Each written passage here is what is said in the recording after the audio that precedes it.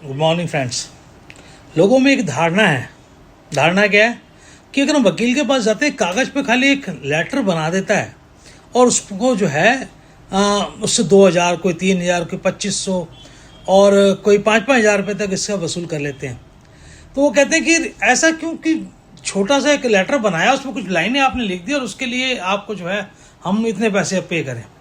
आपको पहले बताना चाहिए था। ये चीज़ें तो कोई भी आदमी टाइप कर देगा, लेकिन उसको ये बात नहीं मालूम होती उस व्यक्ति को कि जिस चीज़ों को एक वकील जब लिखता है, एक नोटिस जब तैयार करता है, तो उसमें सारी कानूनी जो जानकारियाँ, कानूनी पेचीदगियाँ हैं, वो सब उसके अंदर मेंशन होती है।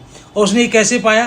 5 साल की पढ़ाई की, उसके बाद उसने जो है किसी के अंडर में प्रैक्टिस की और आखिरी में आके खुद अपने तजुर्बे के हिसाब से जो उसने 10-12 साल जो लगाए हैं, 10-12 साल में ये नोटिस तैयार करने की उसकी ताकत बन पाई है। ऐसे कोई क्यों बना देगा?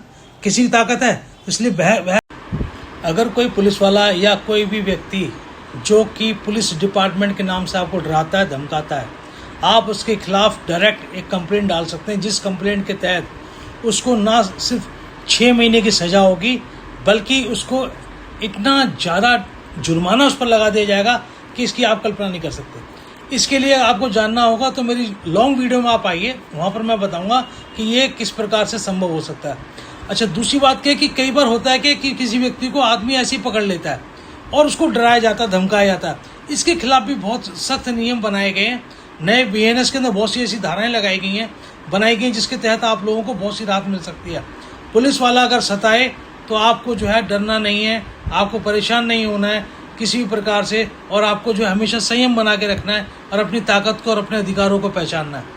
इसके लिए आपको मेरी लॉन्ग वीडियो देखनी पड़ेगी, उसके अंदर सारी मैंने जानकारियाँ दी हैं कि कोई भी अगर आपके साथ ऐसी घटना, कभी पेपर लीक, कभी डिफ़िकल्ट पेपर, तो कभी पेपर में बैठने ही नहीं दिया जाता। पता नहीं क्या हुआ कुछ समय से कि भाई जो स्टूडेंट हैं, उन स्टूडेंट्स के भविष्य से खेलने का काम इस समय किया जा रहा है।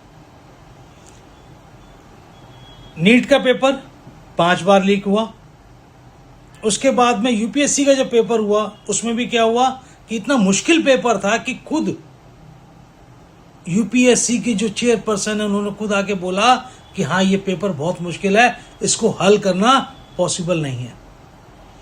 तो बच्चे इसको कैसे हल करेंगे? क्या इसका सोल्यूशन क्या निकालेंगे? बच्चों की ज़िंदगी के साथ खेला गया। चौथी बार जिसने ये पेपर दे रहा होगा, उन बच्चों की ज़िंदगी के साथ क्या खिलवाड़ हुआ। अभी CUT का पेपर, इसमें बच्चों को बैठने ही नहीं दिया गया। यानी कि बच्चों की ज़िंदगी से खिलवाड़ ऐसे किया जा रहा है जैसे कि कोई